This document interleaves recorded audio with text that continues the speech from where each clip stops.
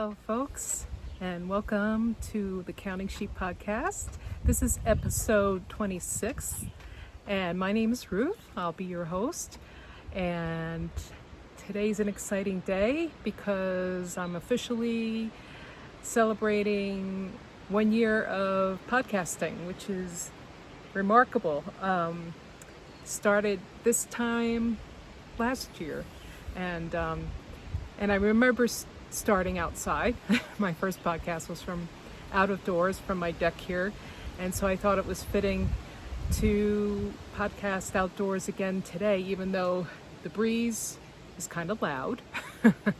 But I have my trusty podcast buddy here, Cooper, and he's gonna keep me company.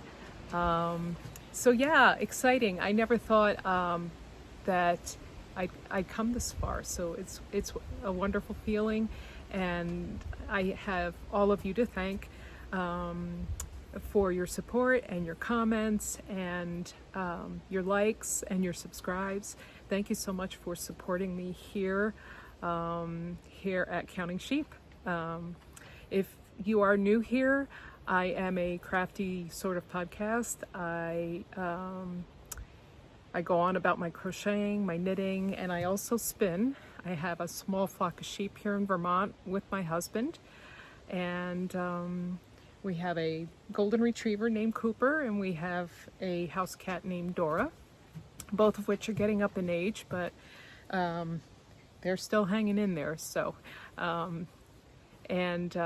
yeah, it's been a wild ride. I love it, and hope to be gaining more members. And if you find something that resonates with you here, please let me know. And thank you for all your nice comments and your support again. I thought I'd come here and just for this podiversaries. It's just a shorter episode than normal, simply because I just got back from being away for a few days, and I do have footage from the New Hampshire Sheep and Wool Festival, which hopefully you will have already seen. Hopefully I'll put that on the front end. My husband and I got away for a couple days to Martha's Vineyard, which is right off the coast of Massachusetts here in the States. Whoops. That's Cooper's head knocking the table. And we had a really nice time out on Martha's Vineyard. Beautiful weather. They were predicting clouds and cold, and it turned out to be 60s degrees Fahrenheit and lovely and sunny and warm for us. We enjoy the cooler weather here, and so 60s is just fine with us. Yeah, I had a great time, and so I have some pictures from that too, and I'll put those at the end in case that's not your jam, and then you can just shut me off when I'm done talking. But yeah, today, just a few things I want to show you. I haven't got a lot done because I've been out in the garden a lot. It's big gardening season here in Vermont, and this is just the beginning of the Memorial Day weekend here in the States. And so that's pretty much a big planting weekend for Vermont. We can't really put anything in the ground beforehand. The risk of frost is just too great still. But this year we have warmed up sooner, and there's really no there hasn't been threat of frost here for the past, I'd say, week and a half, 2 weeks. So it has been a very warm spring for us, which is great because that kind of lengthens the growing season a little bit for us. And I do start a lot of my seedlings indoors and then transfer them out to the garden. And that's what I'm doing kind of this weekend, very slowly. I'm trying not to overdo too much with going with all-day marathons of planting. It's not good for the body. So anyway, enough of me gabbling on about that. I do have a little bit of crochet, a little bit of knitting, and some spinning to show you, and an acquisition from the New Hampshire Sheep and Wool Festival, which was very enjoyable. I brought a friend along to New Hampshire Sheep and Wool, and I think she had a good time. Met up with another friend, so it was kind of the three of us going around and seeing all the good stuff that was there. All right, so without further ado, I am going to just jump right in here and show you the whip that has been going on for the past half a dozen podcasts. I start with crochet, and then I move on to knitting, and then I'll finish off with spinning, and then the acquisition. This is the aforementioned many times jean and sweater. This, I'm happy to report, I finished the body of the sweater. This is a pattern that was originally published in Morit magazine, I believe issue 3. And it's a top-down round yoke sweater. And I finally got it to the length I like. I've been trying it on after every 5 rows or so, and I think this length will do me. And I started, it's hard to see, I'm sure, but I did start on the sleeve. Here's my yarn attachment there. So yeah, so just a few rows into the sleeve, and it's quite, you know, obviously it's a smaller circumference than the body, and so it's a different feel with the hook. But I decided to stay with still the I think this is a 32-inch cord on the hook, and this is what's called a swivel cord, which is really nice because it doesn't get all kind of kinky and tangled up and stiff. It kind of flows very nicely with the work. I'm using an Tunisian crochet hook, and this is indeed Tunisian crochet in the round. So yeah, so it's coming along. Now that I'm on a small circumference, I'm sure it's going to just start to fly. I just have to stick with it. My sweater mojo has kind of gone away. You know, when the weather turns up here, I tend to shy away from my sweaters, which indeed I've had like 3 on the go, and this was one of them, but I felt as though I really needed to try and finish this one up. The other 2 I've kind of put in hibernation until it gets cooler again. But yeah, so the yarn here, I've shown it a million times before, but this is, the colorway is called Blue Blooms, and it's a squishy sock base. It's 85% ultrafine superwash merino and 15% nylon. It's a fingering weight yarn, and with Tunisian crochet, you typically go up quite in size of the hook that you would normally use for a particular yarn weight. So this is a fingering weight yarn, and I'm using the eye hook here just to keep it nice and loose, otherwise it'll get really stiff. This yarn is by Blue Barn Fiber Arts, and they are in Coeur d'Alene, Idaho. That's their info there. And you know, I've taken this project almost everywhere to kind of crochet on the go, and there's been no end to the compliments on this yarn that I've had from people just looking at it and looking at the project, and so yeah, it's pretty. I just have to like get on it and finish it. So hopefully, fingers crossed, by the time you see me again, I'll have one sleeve done, and I'll be on to the next one. But yeah, good fun there. So that's an update on the jean.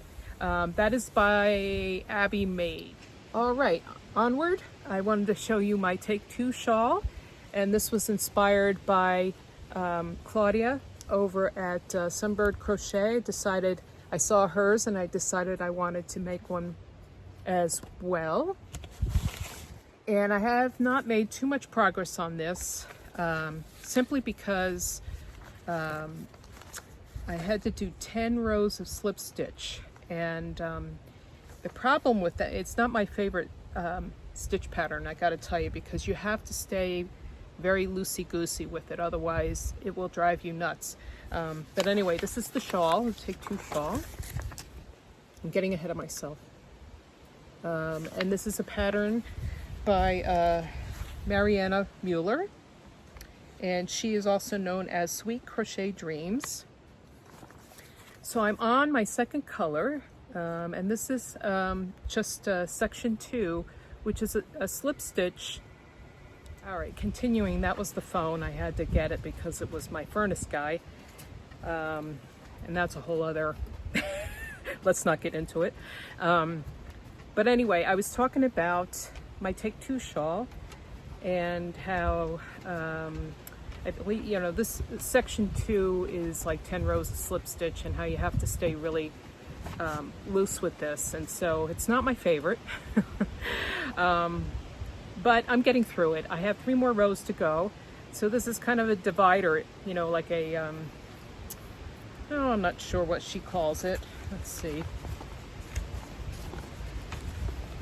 She calls it garter stitch, which, you know, it looks like garter, kind of like garter stitch in knitting. And so it's in between each section, so I'm not done with it yet. So 3 more rows here, and then further on I'll be doing more. But I showed you the texture before, so really digging that. And this second color that I just started is from Hedgehog Fibers. It's a sock yarn, and it's made in Ireland. It's 90% superwash merino, 10% nylon. And that's kind of the colorway there. I believe they call it anime or enemy or something like that. So yeah, so fun stuff. Just got to keep it loose. I tend to be a tight crocheter, so that's tough for me to do sometimes, is to loosen it up. All right, so that's it for crochet. And on to knitting now. I made a lot of progress on this one project here, and then I ran out of yarn. Woohoo! But no problem there. I can get more. So this is the Bugaflora beanie, which I'm making for my upcoming trip to the Shetland Islands, which will be in July. And I am making mine in Jameson's of Shetland in that colorway. And here it is. I'm really so happy with it. Now it looks kind of big, but I have a big noggin, so and I got pretty close to being done up here, and then I ran out of the main color, this tan type color. So anyway, yeah, pretty. So once you get started with, at least when I get started with a colorwork project like this, a hat and the repeats and the color changes, it's just kind of what they call potato chippy. You can't have just one, you got to do one more row and then one more row after that. And so yeah, neat stuff. So I suspect by the next podcast this will be done. I just need to go get that one more ball of yarn to finish it up. This, whoops, don't want to. This is a Shetland Wool Week hat for 2023. They have a new one out this year already, with set colorways of yarn that you can buy for the actual pattern. I think they charge like maybe $1 on the website for the pattern. And Shetland Wool Week is usually held in September on the Shetland Islands. And it's just to celebrate all things woolly and wonderful. So yeah, that is my Bugaflora beanie. And the designer is Alison Rendell. Yeah. And that's all I have to say about that. I think I have, yeah, these are number 3. I was on a circular needle down here, but as soon as it started really decreasing, I went to the double points. So, all right, so that's it for knitting. I just want to show you my progress on spinning for the shift by Andrea Mowry. It's, if you don't know what the shift is, it's kind of a cowl and it's like a kind of a more than a cowl. It's almost like a shawl cowl in between, and it stays on your neck very nicely. Like you don't, once it's on, it's on. You don't have to mess with it. And if you've been here, you know that I gotten the first color done. It's 3 different variegated types of yarn. I think hers calls for spin cycle yarn, but since I had a whole bunch of roving kicking around, I decided to spin my own. And this first one that I did was Paint by Number from Hello Yarn. It's their January 2024 Fiber Club. Targi, Bamboo, Viscose, and Tussis Silk. So 80-10-10 on that. So that was that one. I've been showing that one off fairly regularly. And the second one I was doing was from Miss Babs, and it's 80% merino wool and 20% Tussis Silk top. And I just wanted to show you, I got this plied up. I spun it all and plied it up. And so this one is done. I'm getting all sorts of tree pollen in my yarn here. So yeah, so this one's fun. This one's all been washed and kind of blocked, and so now joins its other partner here. And then the third color is going to be this. This is also from Hello Yarn, and this is a 100% wool top, and this is from their 2023 September Fiber Club called Will o' the Wisp. Yeah, 23 micron Targi wool top, so in those really fun colors. So yeah, I've been spinning this on my Ashford e-spinner, and that's been really fun to do spinning on. And I actually have brought it out here on the deck, and I have a battery for it, and I hook up the battery, and yeah, spinning in nature, so kind of fun. But yeah, so thinking that this is all gonna, we'll see, it'll be a surprise, right? You can't go wrong with an Andrea Mowry pattern. The other thing I finished up in spinning was the Southdown that I was spinning on my wheel. This was actually done on my Lendrum wheel.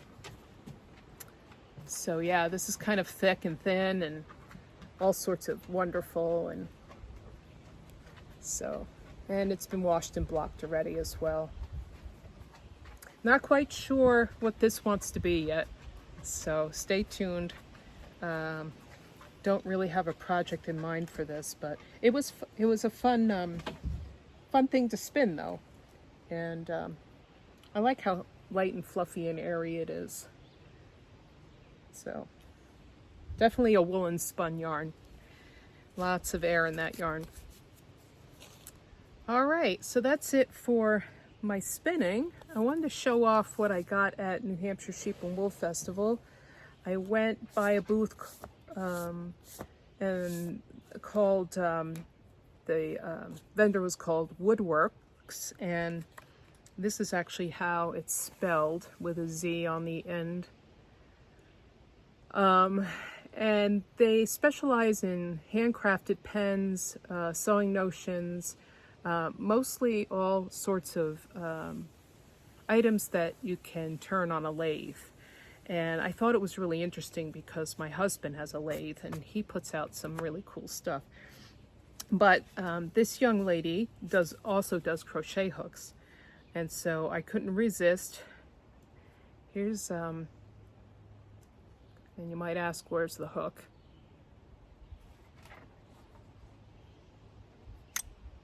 And then you turn it and you put it inside, and so you have a nice ergonomic crochet hook.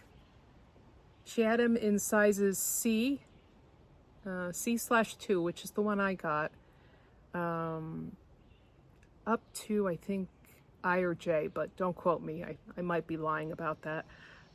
She has full sets too, for $100. I think you get 5 or 6 hooks in that. But I just wanted to, when it comes to crochet hooks, I tend to be kind of picky. So I wanted to try it out at home. I tried it out there as well. She had some yarn there for us to, you know, try out the hooks with. And it seemed to be going well, but sometimes, you know, when you're in a crowded situation at a festival, it's hard to concentrate on what you're doing. And so I purchased this, and I haven't tried it out yet, so I will let you know how it goes with this hook. But I really liked how you could take it apart and actually conceal the hook so it doesn't get hooked on anything in your bag or whatever, or your clothing, that sort of thing when you're storing. So, and she also put it in this nice little drawstring pouch. So yeah, so that was kind of fun. New Hampshire Sheep and Wool Festival never disappoints, and their vendors are always top notch. So yeah, this is Woodworks. It's www. Capital N, capital E, and then Woodworks, just like it's spelled here, .com. So if you want to go and look her up, I'm sure she has some hooks left, or she can make you one. But yeah, and so other than that, it's just been kind of like getting on the gardening around here. So and maybe the next video I'll do some clips of my garden. I think I did that last year. I'm getting tree pollen in my hair now. Yeah, so yeah, next time I'll do some footage from the garden. I basically do a lot of veg. I do tomatoes, peppers, peas. This year, peas are new for me. I haven't had a whole lot of luck with them in the past, but I haven't given it enough of a try, I feel. So this year, I think it's going to be a good year. And then I also do some squash, and my garlic's coming up really nicely right now. That was planted in the fall. So yeah, so stay tuned for that. And I think that's it for me for this podcast. A little bit of a short one, but like I said, there's been some activity at New Hampshire, and then at the end I'll put the stuff from Martha's Vineyard. Thanks for coming by, and until the next time, stay safe, keep crafting, take care of yourself, and we will see you then. Take care. Bye-bye.